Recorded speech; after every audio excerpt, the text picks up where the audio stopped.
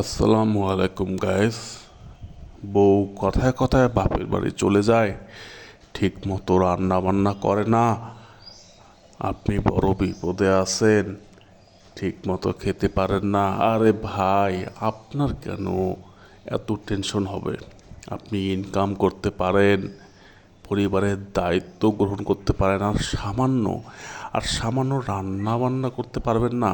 বউ আপনাকে খোঁটা দেয়, তোমার জন্য সারা জীবন রান্না বান্না করে জীবনটা শেষ হয়ে গেল।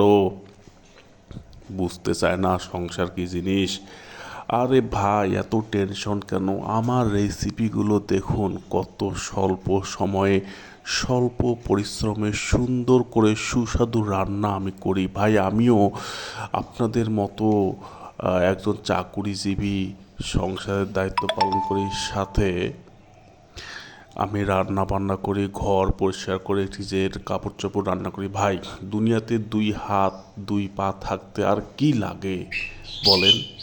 কারো উপর ডিপেন্ডেন্ট হওয়ার থেকে, আর পুরুষ মানুষ, ছেলে মানুষরা যারা এত কিছু করতে পারে, আর সামান্য এই আধা ঘন্টা 1 ঘন্টার কাজ আপনারা করতে পারবেন না, করলে জাত চলে যাবে, এরকমটা ভাবার কোনো কারণ নেই ভাই।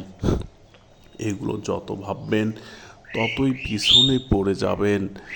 তো দুই হাত দুই পা থাকে যখন আপনি সারা দুনিয়ায় বিচরণ করতেছেন, সংসারের দায়িত্ব পালন করতেছেন, বউ বাচ্চার দায়িত্ব পালন করতেছেন, তাহলে কেউ আপনাকে এই রান্না বান্নার খোঁটা দিয়ে পিছিয়ে রাখার কোনো সুযোগ নেই।